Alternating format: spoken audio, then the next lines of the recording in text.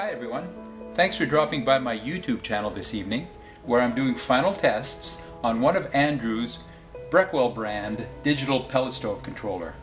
Andrew sent me two stove controllers to look at, and this is the newer model that he sent. He asked me to have a look at this one because he was suspecting problems but not sure if this had issues. As it turns out, I found that it had no problems at all and I did not make any repairs on it.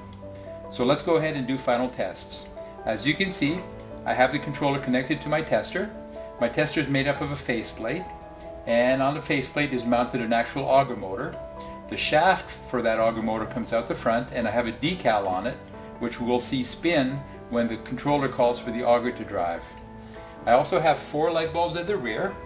These light bulbs simulate the 4 functions of your stove: the igniter, the combustion fan, the auger motor, and finally with the red decal, the convection or room fan. So to start testing, there's a couple things I'll do.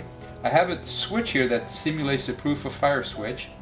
In the state that I'm on with the controller powered on but in the off mode, if I switch the proof of fire, we see 2 lights come on: the convection or room fan and the combustion fan.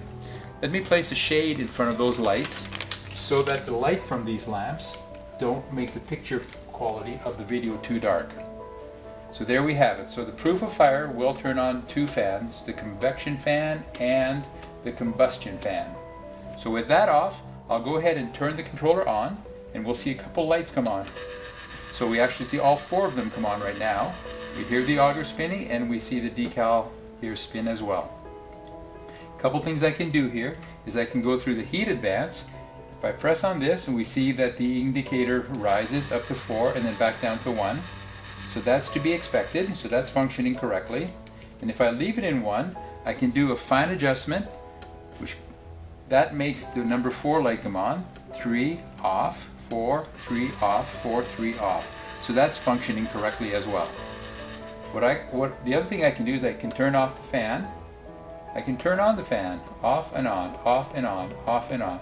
So that's working correctly. Let me leave it off. And after this auger cycle, I'll test the fuel feed switch. There it is. So as I press on this switch, I can make the auger drive. And when I make the auger drive, we hear the motor spinning, we see the decal spin, we see the green LED indicator spin, and we see the light at the back come on. So let's do that a few more times. And finally, the last thing I can check is the on-off switch. So that's working correctly. Easy peasy. So there you go, Andrew.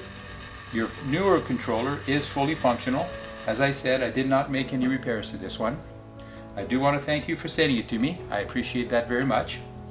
In the meantime, for all you other viewers, if you have a pellet stove controller of your own that needs service or repairs, feel free to contact me, whether it's a Breckwell, a digital or analog, or any other brand. I'd be more than happy to speak to you about it. And if you have any questions, I'll try to answer them. In the meantime, I hope you'll take a few seconds to give this video a thumbs up and subscribe to my channel. I would appreciate that very much. Thanks everyone. Bye-bye.